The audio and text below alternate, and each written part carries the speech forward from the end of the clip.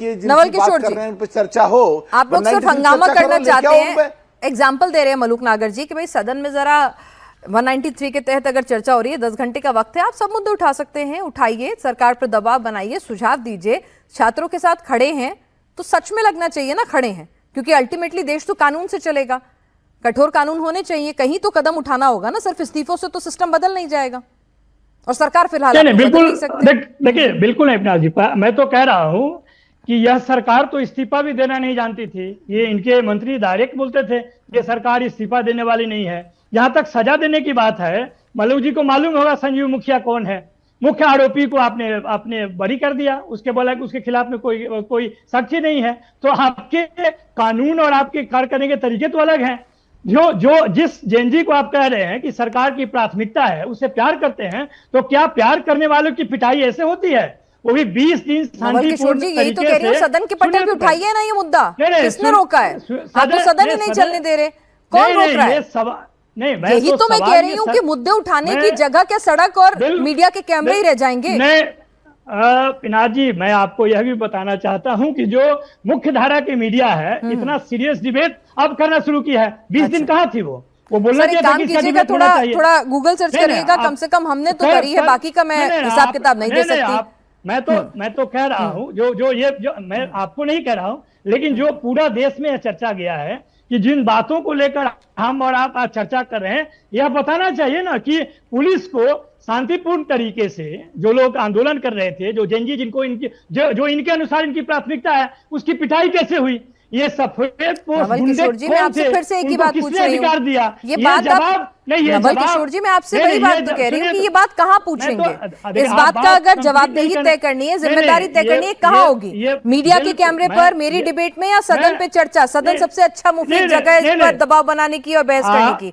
आप बहस से बच क्यों रहे हैं? मैं यही तो कह रही हूँ, अगर आपके तर्क में और मुद्दे में दम है तो सदन में घेरिए ना। देखिए, नहीं, मुद्दे में दम था, हाँ। तो सड़क पे हमने हराया, सदन में सड़क के बाद नंबर तो सदन का आएगा ना सर, सब कुछ सड़क पर नहीं होता है, तो आप भी जानते हैं ना Naval Kishore ji, you are a seasoned politician. नहीं, सदन काउंटर एक सेकंड, मलूक नागर जी, नंबर सिद्धार्थ जी का वो भी करेंगे काउंटर।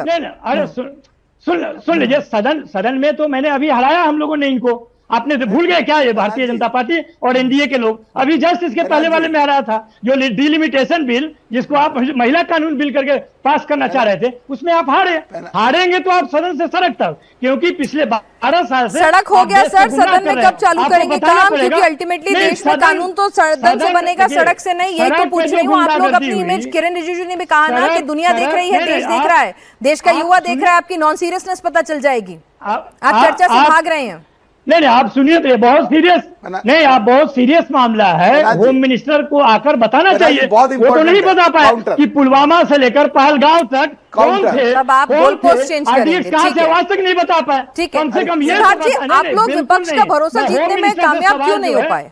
भाई ठीक है, अगर आपका मुद्दा, नियत, सब कुछ इतनी साफ है तो भाई एक ऑल पार्टी मीटिंग में आप इनको, या दोबारा से अलग से मीटिंग बुला के आप इनको समझाते बुझाते कि भाई देखिए आपकी डिमांड जो थी वो मान ली है, आगे भी आप जो मुद्दे उठा रहे हैं उन पर आपकी तमाम शंकाएं दूर की जाएंगी। आप सदन में बात तो उठाइए, जवाब मिलेगा वहां पर। नहीं पिनाज जी, कैसे भरोसा जीतेंगे आप जब शिक्षा की बहस पर अभी आप ही की डिबेट में पुलवामा से लेकर पहलगाम तक की चर्चा हो जाएगी, तो क्या चर्चा करना चाह रहे हैं हम? मैं आपके बीच में नहीं बोला नवल जी, नवल जी आपके बीच में नहीं बोला। देखिए सिद्धार्थ जी बिल्कुल शांति से बैठे रहे, ये अच्छी डिबेट देखिए ना, तर्कसंगत डिबेट होगी ना तो जनता को भी कुछ पॉइंट्स मिलेंगे कि भाई कौन क्या कह रहा है और किसके हक की बात कर रहा है, तो जवाब ले लीजिएगा।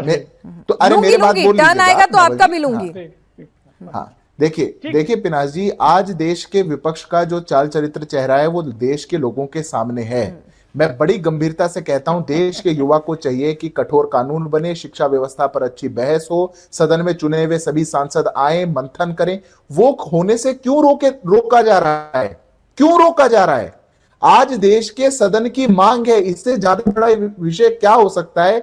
युवा टकटकी लगाए देख रहा है कि संसद में हमारे सांसद जिनको हमने अपने क्षेत्रों से भेजा है वो अच्छे अच्छे सुझाव लेकर के आएंगे, अच्छी चर्चा करेंगे, कठोर कानून बनाएंगे। सरकार उस कानून को पेश कर चुकी है, टेबल कर चुकी है, विपक्ष से आग्रह करे जा रही है, हाथ जोड़ करके विनती करे जा रही है, ऑलिव ब्रांच जिसको कहते हैं वो हम दे चुके। उसके बाद भी ये तो आपका जो मंशा थी वो तो स्पष्ट आ गई ना। मैं आपको दूसरी बात भी बता देता हूं पिनाक जी, 19 तारीख को बीएससी हुई।